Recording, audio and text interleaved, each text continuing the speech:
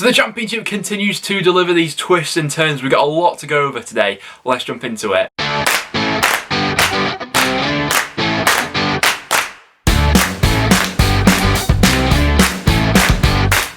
So guys, it is that time of the weekend. Welcome back to the channel. We're back for another episode of the Championship Roundup. Now, we did have 3 of the games over the weekend that were postponed due to COVID, so we've got less games to talk about today, but still got a load of action to go over. We also have 1 game that's going on in midweek as well. We'll be predicting that at the end of today's video. But just before we do hop into anything, I must give a big shout out to our sponsors over at OneFootball. So if you're not already, make sure to go and check out the new OneFootball app in the top line of the description down below. Really handy to have, especially now we are in January. You know, I've mentioned it a few times on the channel so far, but we're going to have a lot of transfer rumour videos that are going to be coming out throughout the month because we've already seen a lot of them circulating around the Championship and some done deals which have already gone through as well. So if you want to get a head start on all of that, OneFootball's the place to be. Get live updates to your phone whenever a goal goes in as well. I'd highly recommend it. And before we do jump into any of the individual matches, let's take a look at the Prediction League. So kicking off 2021, it is Juvest FC who is leading the way. I'm not going to lie to you, I didn't have the greatest of weeks. I know we had quite a few postponements of fixtures and so we had less games to actually go ahead and predict, but I just picked up the 2 points this week, so not the best going from me so far, but quite a bit of movement on this one. We've had quite a few new people moving up into the main Prediction League, and on the flip side of that, we had a few people from the main Prediction League dropping down into League One, so this is what League One is looking like at this point in time. And for all you guys who did successfully manage to get a score prediction correct for this weekend's fixtures, I'll put that graphic over on the community tab later on today, so fair play to everyone who did get a score prediction correct. But without any further ado, let's jump into talking about these games. So let's start out with Friday night's game, which saw Sheff Wednesday beating Derby by 1-0. Now, I'm not going to lie to you, I did not see this upturn in form coming from Sheff Wednesday. With all the turbulence going on there behind the scenes, we made that video about them the other week after Tony Pulis departed. 6 points from 6 though, and they're now out of the relegation zone for the first time this season. You can't make any complaints about that. Now, in terms of the actual performance levels, I thought the Derby got quite unlucky from this game. I thought it was up there as one of their best performances this season in terms of getting into good areas. The intensity about their play was there, and there weren't too many dissimilarities about this performance than their game against Birmingham. Obviously, the only difference being things in the final third just weren't quite falling for them. You know, Joswiak had that good chance. Wildsmith was really kept on his toes throughout this game. Kazim Richards hit the crossbar. They had the penalty shot towards the end, but when Wednesday's chance came around, they managed to take it. You know, bit of fortune in it maybe in the fact that it was just such a scrappy goal and there were so many Derby players behind the ball, but Patterson just about manages to bundle it in over the line. And we talked about this month of January being absolutely massive for Sheff Wednesday in terms of some of the matches that they've got and they've got coming up soon as well. Towards the start of the season, these were the sort of games that Wednesday were losing. You know, if we think back to those 2 games that they had where they lost against Rotherham and Wycombe back to back, that felt like a really damning week for Sheff Wednesday, but they're ever so slightly just starting to put that right for themselves. Now, on another day, Derby probably would have scored a couple of goals, and I think that if Derby continue with this level of performance throughout the season, I don't think they'll be going down. I think that if they add a little bit more in January and they continue to play with this sort of intensity, I think that'll serve them quite well. There's been a lot of positive signs since Rooney's took charge. But for Sheff Wednesday, what's more important than anything is results on the board, and they've got that lately. Next up then, into Saturday's kickoffs, we have Blackburn beating Birmingham by 2-0. Now, we mentioned this one in the preview, but I think that this game came at a good time in Blackburn's season, really. They were in need of a game to really kickstart their new year with, and up against this Birmingham side who's drastically out of form at the moment, I think it came at a good time, like I said. And actually, the goals Blackburn scored, I mean, Birmingham really played into their hands here. I mean, Blackburn probably have the best counter-attacking ability in the league. They probably got the fastest front 3 in the league, so when you give someone like Adam Armstrong space to run into, he's always going to exploit that. Each of the goals came from sort of counter-attacks, didn't they? The first goal excellently taken by Adam Armstrong, and the second, Bradley Dack with his first goal back from his injury. Now, in terms of Bradley Dack, we sort of asked the question, where does Mowbray now go to fit him in with Blackburn sort of playing with this forward 3? Bradley Dack's always been that player who's been a really useful number 10, who's almost played as like a second striker during his time at Rovers there. But I mean, the goal he scored, it was like he was never away. Takes it first time just to bend it in at the near post.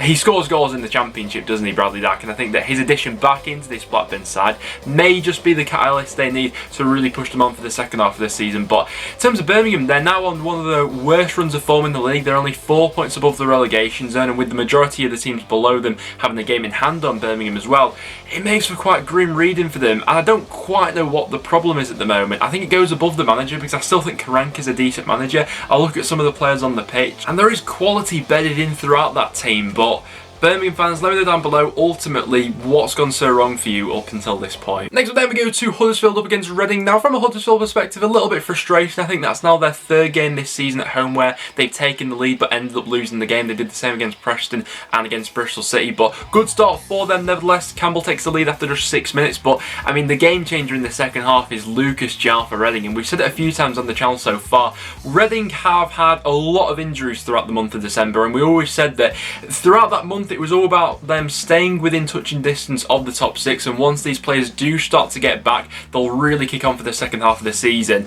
I mean, we've got we're seeing like John Swift now getting back up to full fitness. It was a start for him in this game, but Lucas João especially, his minutes per goal in the Championship at the moment is scarily good. He averages a goal every 109 minutes, which is considerably better than a lot of the other top strikers in the league. It's better than the likes of Adam Armstrong, Ivan Toney, Timu Pukki, Dom Solanke. The first goal from Huddersfield's point of view was a little bit soft. It was a long ball that was hooked up. I think that Edmonds Green probably needs to be a little bit stronger there, but that's probably his inexperience showing, and João finishes well. But the second goal is an absolute worldie. Touch and finish from outside the box is just absolutely brilliant, and you have to say that when Reading have got everyone fully fit and firing, they're a really good side to watch. Next up we then go to the Den as Coventry beat Millwall by 2-1. Now we spoke about this on the preview. What would the mini break have done for Millwall? Will they come back like a rejuvenated side who's done well off the break, or will they come back looking rusty? Definitely the latter. Coventry I actually thought looked really good, probably one of their best performances of the season so far. They should have had more than the 2 goals they actually went on to score. Okay, the first goal maybe you can say was a little bit fortunate with Cooper putting it into the back of his own net, but the second goal, brilliant technique from Gustavo Hamer. The free kick he has is deflected back to him. He hits it first time on the volley. Brilliant technique to get it in past Bilkowski, but really good intense performance from Coventry in this one. You can see by the match stats to the side of me just how many chances they actually created in this one, and like I say, they should have probably had more than the 2 goals they got. Their intensity in midfield was very good in terms of pressing Millwall and actually pressing them into making mistakes. I think that that's where the red card comes from Murray Wallace. You know, even up until the 93rd minute, they were full of legs, this Coventry side. O'Hare I thought was non-stop for this game. Millwall did obviously get the goal back from the penalty spot, but even after then it was, you know, Coventry probably should have made it 3-1 instead of Millwall levelling things up here. And I thought the Coventry played quite well away at Deepdale actually. They were just lacking that little bit of fortune for them going forward, which they got in this one. So yeah, really positive stuff from Coventry. I think there's been a lot to like about them so far this season. Millwall on the other hand, really sticky situation they find themselves at the moment, and I think that the fans are becoming ever more frustrated now with the football they're seeing. They've got quite a bit of work that's needed to be done to that squad over January with the lack of goals that's in that team at the moment. A lot of questions need answering, but for Coventry, really positive stuff there. Next up we go to Carrow Road as Norwich saw off Barnsley by 1-0 to get back to winning ways and stabilise their place at the top of the Championship. Now this one looked to be actually a really good game of football, both sides giving it a really good go, and considering that Barnsley were without some of their key players due to COVID, you know, none more so than Alex Mowatt, they put up a really good fight for this one and had their fair share of chances going forward as well. You know, they hit the crossbar in the first half, had that gilt-edged chance which went wide towards the end of the game as well, but I really can't take anything away from some of the football that Norwich are playing at the moment. Is just an absolute joy to watch. Seeing some of the link-up play between Buendia, Cantwell and Pukki. They could have had several goals in this one, and several like really well-worked goals. There was one particular one where it started out at the corner flag inside their own half. They play themselves out of that really well. Buendia plays this excellent through ball into Todd Cantwell, and then Pukki probably should finish it off, but Walton, as he has done throughout the season, made quite a few saves actually in this one. But the actual goal that Norwich scored, just pure quality. Kenny McLean sees the run of Emi Buendia, such an intelligent run across the box, then to take it first time on the volley with just the slightest of touches to get it away from the goalkeeper. Absolute brilliance from Emi Buendia. I think that Norwich are going to be doing absolutely everything they can throughout January to keep hold of him, because with Buendia in this Norwich side, they just are going to get promoted, aren't they? He's just too good for this league. Overall though, Norwich were playing some fantastic stuff, and Barnsley themselves, you know, like I say, on another day maybe could have snatched a point from this one with some of the chances they had, but there's no shame in losing at Carrow Road, because Norwich so far this season, they have looked a cut above so far. Next up we then go to Deepdale as Forest walked away with all 3 points as they beat North End by 1 still. Now football's a funny old game, because I mean over the last couple of weeks you've been hearing me saying about Preston's performances that we've not particularly been playing that well, but we've been been getting 3 points. In this game, I thought it was the opposite, really. This is probably the best we played over the last couple of matches, and we've ended up losing the match. So sometimes that's just how football works. The first half was, I mean, absolutely nothing happened. It was probably one of the most boring 45 minutes of football I've watched so far this season. I'm sure that Forest fans will agree with that one as well. But second half, I thought we came out with some decent intensity about our play. You know, we hit the crossbar twice. Samba made a very good save as well from Tom Barkus, and then we were pressing for that opening goal. But ultimately, Forest do take the lead from the penalty spot. Quite a bit of controversy about this one. I can see why the penalty has been given, but the fact that the penalty actually stood after Grabban looks to have had a double touch in it, obviously. This was something that we saw actually in the Championship a few weeks ago. It was James Collins against Middlesbrough for Luton, wasn't it, where he had that double touch and the referee rightly saw it and ruled it out. Frustrating, sometimes you just don't get those decisions. I think what's probably most annoying about it was that Rudd looks to be going the right way until that double touch happens, and it obviously sends the ball down the middle as Grabban slips onto it. So yeah, I'm a little bit frustrated because I thought that we actually put out a decent performance for the second half of this one. You know, Forest here have only had one shot on target, and that was the penalty in the end. It was a little bit of a smash and grab performance, but sometimes you need that. You know, it was very similar to what Preston did against Derby, really. You know, we probably didn't deserve all 3 points in that one and got a little bit lucky, so it swings and roundabouts in the Championship. Obviously, Forest's unbeaten run is now extended by another game week, and they put a little bit of breathing space between themselves and the bottom three. But yeah, from a Northern fans' perspective, frustrating nonetheless. Next up we go to Swansea up against Watford. Now, I feel a bit foolish for backing against Swansea in this game now, because we said that this would be a real defining moment of their season, and they've come through this one with flying colours, obviously, after going a goal behind as well. Tom Cleverley's shot from outside the box, really well hit. Maybe can Woodman do a little bit better? I know that he sees the ball quite late. He almost gets to it, to be fair to him, but the ball's just about got enough power on to squeeze through. But Jamal Lowe equalises just before half-time, and I can't say just how jealous I am as a North End fan that Swansea managed to get Jamal Lowe in the end, because there was you know, a catalogue of Championship clubs who were chasing him. I think the Millwall were another one that were interested, Preston as well, but Swansea got the deal over the line in the end, and it has taken them a little bit of time to really adapt to this new role at Swansea. But I mean, they're reaping the rewards from that now, because he's on an absolutely brilliant run of form. The celebration made me laugh as well. For Jamal Lowe, that's now 6 goals in his last 6 matches, and the second goal was brilliantly taken. It was a wonderful ball in from Smith, wasn't it, right onto his head, and he finishes that well after Ben Foster's sort of caught out in no man's land. But like I say, for Swansea, massive result for them there. It solidifies their place in the time being in the top 2. Obviously, behind them, Bournemouth and now Brentford do have games in hand on them. And Watford have just got a little bit of catching up to do. They're 6th in the Championship at the moment. Obviously, the new manager coming in hasn't had quite the easiest ride so far. You know, his opening 2 games have been against Norwich and Swansea, so the fixture list does ease up a little bit for Watford, and I think that given a bit more time,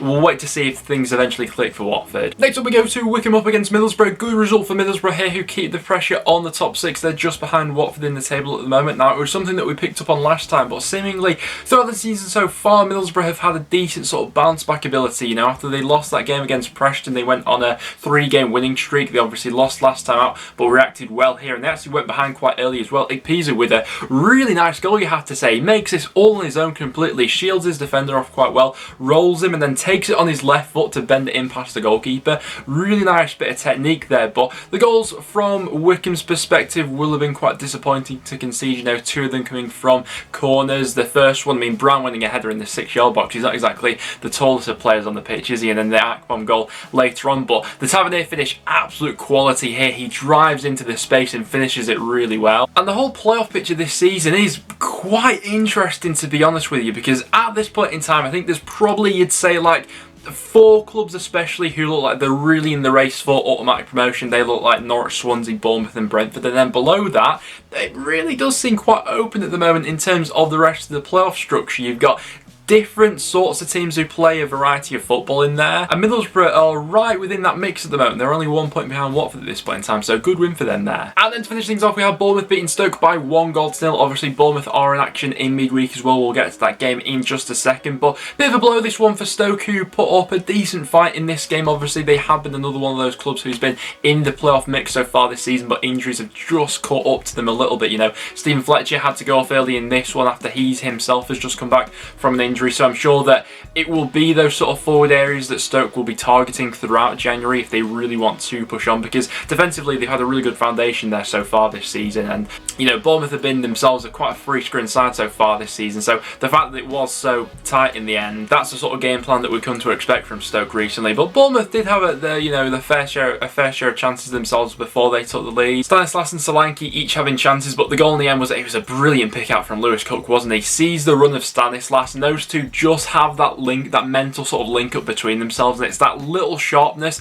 that little bit of movement that you can tell each of the players have played in the Premier League before, and obviously he takes the goal quite well and finishes well as Bournemouth wrap up all 3 points. Stoke will obviously be frustrated because they had a couple of chances themselves, but in the end Bournemouth's quality just about showed and sets them up well for their game in midweek. But guys, there are all the games that went on in midweek, so do let me know in the comments down below, what did you make of your team's performance? In terms of my result of the weekend, I think I'm going to give it to Sheff Wednesday for beating Derby. I think that in terms of their season and what it could actually mean for gathering a bit of momentum, beating another side who's been around them so far this season, that could be massive for them going forward. Then for my goal of the weekend, a lot of contenders for this one, but I'm just going to give it to Emi Buendia for that fantastic volley against Barnsley. Do get your thoughts on that in the comments down below. And just before we do completely wrap up everything, we of course have the one game going on in midweek, and after that we actually have a bit of a break from Championship football because it's the FA Cup, which is coming up next weekend. But the one game we do have sees Bournemouth going up against Millwall. Now, quite a big game in Bournemouth's season. If they win this one, that will see them going back into the top 2, and they're going up against this Millwall side who's on a really shoddy run of form at the moment. They're not playing particularly well. It's another poor performance from them